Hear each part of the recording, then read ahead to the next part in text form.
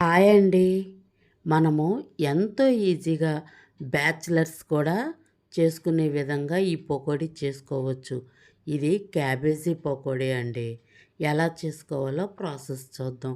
ముందుగా క్యాబేజీ నేను చూపించినంత విధముగా మీరు కట్ చేసుకోండి. మరీ చిన్నగా కట్ చేసుకోవద్దు, మరీ పెద్దగా కట్ చేసుకోవద్దు. మన వేలు ఏ పొడుగుంటుందో ఆ మాత్రం మీరు కట్ చేసుకోండి. ఎందుకంటే నూనెలో వేగినప్పుడు అది ముక్కలు కనపడదు. ముందు దాన్ని క్యాబేజీని మనం ఉప్పేసి నీళ్ళు పోసుకొని శుభ్రంగా 1కి 2, 3 సార్లు కడుక్కోండి. కడుక్కొని మనం వేరే గిన్నెలోకి దాన్ని తీసుకోవాలి. ఆ వేరే గిన్నెలోకి తీసుకొని మనం ఇంకా నీళ్ళు ఏమీ పోయకూడదండి. ఆ నీళ్ళతోటే మనం కలుపుకుంటాం పిండి. అందుకని మనం నీళ్ళు లేకోకుండా శుభ్రంగా దాన్ని చూసుకోవాలి.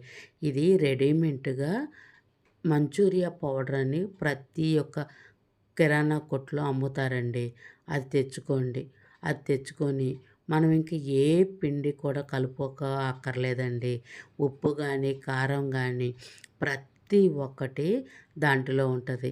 అది కేవలము క్యాబేజీకే కాదండి. అన్ని రకాల ఫ్రైలకు కూడా ఆ పిండి వాడుకోవచ్చు. తర్వాత ఒక మూకుడు పెట్టుకొని తగినంత నూనె పోసుకోండి.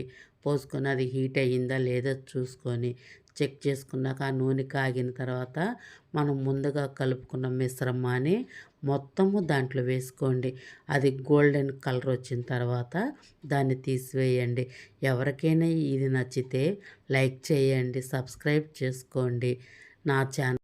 బాగా వేగిన తర్వాత వాటిని నూనెలో నుంచి తీసేసుకోండి. తీసుకున్నాక ఒక గిన్నెలోకి మనం తీసుకుందాం. ఈలోగా మరలా మనకు మిగిలిన పిండి కూడా వేసుకోవచ్చు. సైడ్ డిష్గా కానీ స్నాక్గా కానీ తినటానికి ఇది ఎంతో బాగుంటుందండి. పిల్లలు పెద్దోళ్ళు ప్రతి ఒక్కళ్ళు కూడా దాన్ని ఇష్టపడతారు.